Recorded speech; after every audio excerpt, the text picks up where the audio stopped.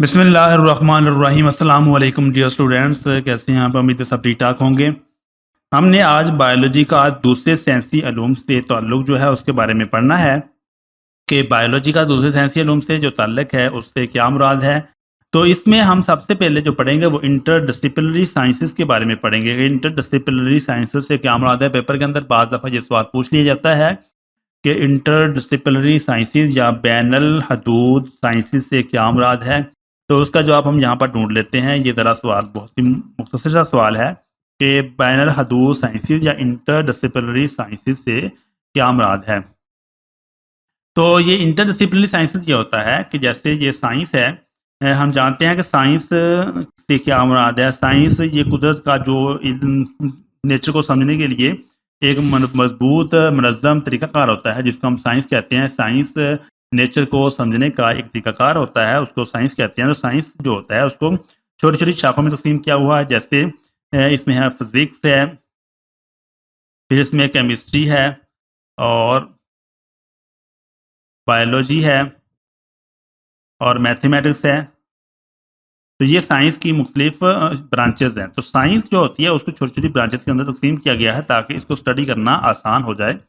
तो जब हम दो या दो से ज़्यादा साइंसेस को मिलाकर किसी एक मसले को स्टडी करते हैं तो उसको हम इंटरडिसिप्लिनरी साइंसेस कहते हैं। जब हम दो या दो से ज़्यादा साइंसेस को मिलाकर किसी एक मसले को समझते हैं या पढ़ते हैं तो उसको हम इंटरडिसिप्लिनरी साइंसेस कहते हैं। तो इसकी डेफिनेशन हम पढ़ लेते हैं। इंटरडिसिप्लिनरी साइंसेस क्या होती है? किसी एक मखसूस अमल या मसला को हल करने के लिए साइंस की दो या दो से ज़्यादा शाखों का इकट्ठा करना बैनुल हदूद साइंसेस कहलाता है।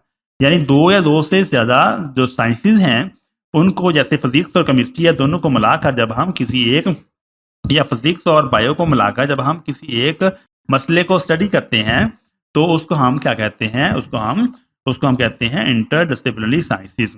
मिसाल के तौर पर जो जानवर हैं, जानवरों में अगर हरकत का जो अमल है वो हमने पढ़ना है। जानवरों में जो हरकत का अमल, उसको पढ़ते वक्त जो बायोलॉजिस्ट है उसको क्या करता है? फिजिक्स के कवानीन जो होते हैं उसमें फिजिक्स में मौजूद हरकत के कवानीन का जो है हवाला इस्तेमाल करना पड़ता है। यानी अगर जानवरों में हरकत के अमल को पढ़ना है बायोलॉजिस्ट ने, जानवरों में हरकत का अमल अगर बायोलॉजिस्ट पढ़ना चाहता है तो उसको क्या करना पड़ेगा? उसको फिजिक्स में जो हरकत के कवानीन है उनका जो हवाला है वो इस्तेमाल करना पड़ता है। तो इसको हम कहते हैं इंटरडिसिप्लिनरी साइंसेस। यानी दो या दो से ज़्यादा साइंसेस को आपस में कंबाइन करके मिलाकर किसी एक मसले को स्टडी करना इंटरडिसिप्लिनरी साइंसेस कहलाता है। तो बायोफिजिक्स के बारे में हम पढ़ते हैं। बायोफिजिक्स ये क्या है? बायोफिजिक्स ये इंटरडिसिप्लिनरी साइंस है। बायोफिजिक्स क्या है? ये इंटरडिसिप्लिनरी साइंस है या बैनुल हदूद साइंस है।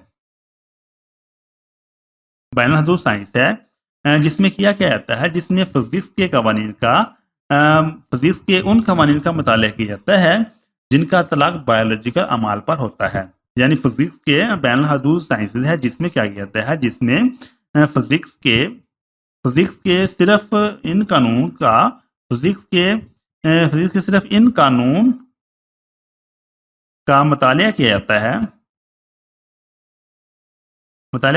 है जिनका अतलाक या जिनका इस्तेमाल कहाँ पर होता है? बायोलॉजिकल अमाल पर होता है। जिनका इस्तेमाल बायोलॉजिकल अमाल पर होता है उसको हम कहते हैं बायोफिजिक्स। यानी फिजिक्स के कवानीन का, उन फिजिक्स के उन कवानीन का मुताला हमें करना है। बायोफिजिक्स में फिजिक्स के उन कवानीन का मुताला किया जाता है जिनका तलाक बायोलॉजिकल अमाल पर होता है। मिसाल के तौर पर जैसे जानदारों में जो टांगों का अमल है और फिजिक्स के अंदर लीवर का कानून। फिजिक्स में लीवर का जो कानून है, लीवर का कानून, और जानदारों में या जानवरों में जो टांगे हैं, टांगों के हरकत करने का जो अमल है वो सेम है। फिजिक्स में लीवर का कानून और जानवरों में टांगों की हरकत करने का जो अमल है वो सेम है। तो इसको हम कहते हैं बायोफिजिक्स। बायोफिजिक्स के अंदर हम क्या करते हैं? फिजिक्स के इन कवानीन का मुताला किया जाता है जिनका तलाक बायोलॉजिकल मज़ाहिर पर होता है, उसको हम बायोफिजिक्स कहते हैं। अब हम बढ़ते हैं बायोकेमिस्ट्री ये भी क्या है? इंटरडिसिप्लिनरी साइंस है, या फिर ये क्या है? इंटरडिसिप्लिनरी साइंस है, या फिर बायोफिजिक्स ये बैनुल हदूद साइंस है। बैनुल हदूद साइंस है। बायोकेमिस्ट्री क्या है? बैनुल हदूद साइंस है। तो केमिस्ट्री के अंदर हम क्या करते हैं? केमिस्ट्री के अंदर किसी भी कंपाउंड और केमिकल रिएक्शन का मुताला किया जाता है। केमिस्ट्री में क्या कहता है? कंपाउंड और केमिकल रिएक्शन का, कंपाउंड्स का मुताला किया जाता है और केमिकल रिएक्शन का मुताला किया जाता है। बायोकेमिस्ट्री बैनुल हदूद साइंस है, जिसमें क्या किया जाता है कि इन कंपाउंड्स और केमिकल रिएक्शन का मुताला किया जाता है। रिएक्शन का मुताला किया जाता है जो जानदारों के अंदर मौजूद होते हैं। तो इसे हम कहते हैं बायोकेमिस्ट्री। बायोकेमिस्ट्री क्या है? बैनुल हदूद साइंसेज है। इसमें क्या किया जाता है? इन कंपाउंड और केमिकल रिएक्शन का मुताला किया जाता है जो जानदारों के अंदर मौजूद होते हैं। मिसाल के तौर पर हम कहते हैं फोटोसिंथेसिस ये पौधों में होती है, फोटोसिंथेसिस पौधों में। और रेस्पिरेशन ये जानवरों और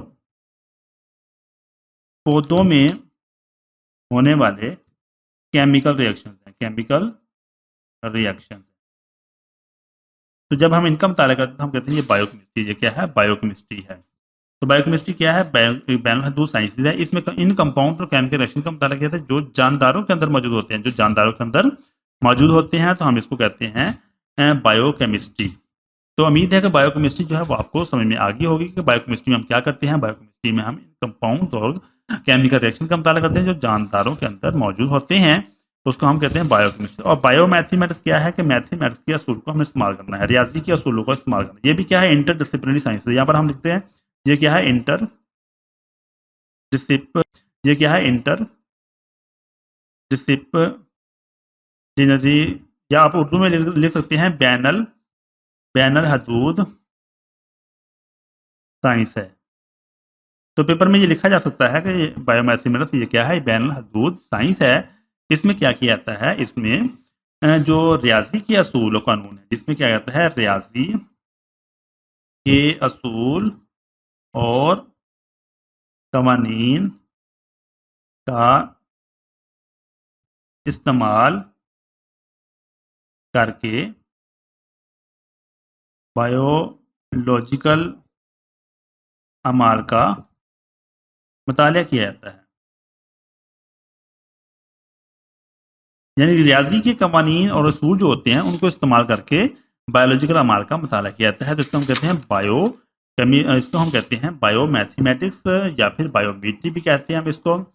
और इसको हम कहते हैं कि रियाजी के जो असूल और कानून होते हैं उनका इस्तेमाल करके हमने क्या करना है? हमने रियाजी के कानून और जो ज़वाबित हैं उनको इस्तेमाल करके हमने बायोलॉजिकल अमाल का मुताला करना है। तो उसको हम कहते हैं बायोमैथमेटिक्स। और मिसाल के तौर पर एक तजर्बा किया जाता है।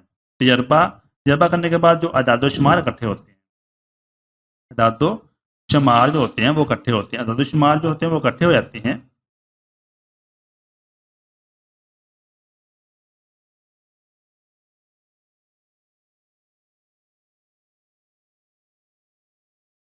मिसाल के तौर पर तजर्बा किया जाता है। तजर्बे के बाद क्या होते हैं? अदाद शुमार इकट्ठे होते हैं। तो अदाद शुमार का फिर क्या करते हैं? अदाद शुमार का तजजिया किया जाता है। तजजिया जो होता है, तजजिया वो रियाजी के असूलों को इस्तेमाल करके किया जाता है। रियाजी के असूलों को इस्तेमाल करके जो है वो तजजिया किया जाता है। इसको हम कहते हैं बायोमैथमेटिक्स। यानी कि रियाजी के असूल और कवानीन का इस्तेमाल करके बायोलॉजिकल अमाल का जो मुताला है उसको बायोमैथमेटिक्स कहते हैं। अब हम पढ़ते हैं बायोजियोग्राफी। जियोग्राफिया कहते हैं ज़मीन के जो जोग्राफी खित्ते हैं उनका मुताला करना। ज़मीन का मुताला जियोग्राफिया क्या रहता है? तो ज़मीन के जो जोग्राफियाई हिस्से हैं, ज़मीन के मुख्तलिफ जोग्राफी हिस्सों के अंदर ज़मीन के मुख्तलिफ जो जोग्राफियाई हिस्से हैं, जोग्राफियाई जो हिस्से हैं, जोग्राफियाई हिस्सों का मुताला जहाँ पर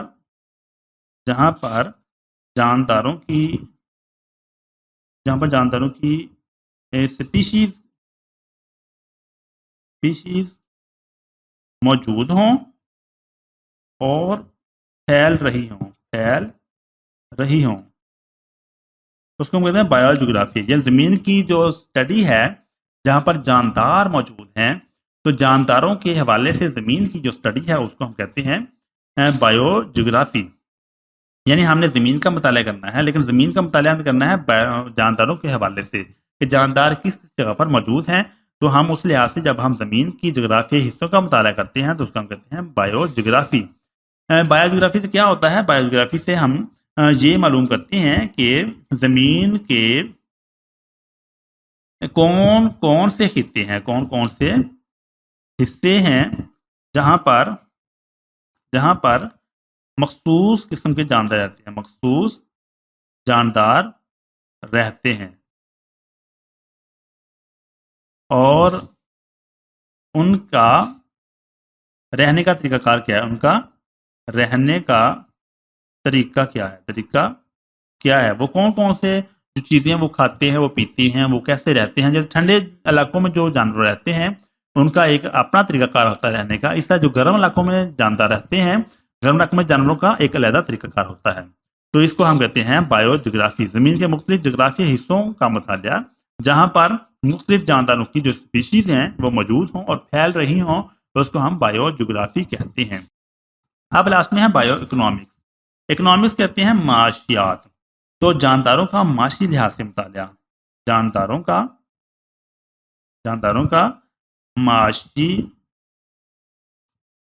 लिहाज से मुताला बायो इकोनॉमिक्स कहलाता है। जानदारों का माशी लिहाज से मुताला बायो इकोनॉमिक्स। मिसाल के तौर पर एक खेत है, तो खेत में क्या करते हैं, खेत के अंदर हम फसल को उगाते हैं, फसल पककर तैयार हो जाती है।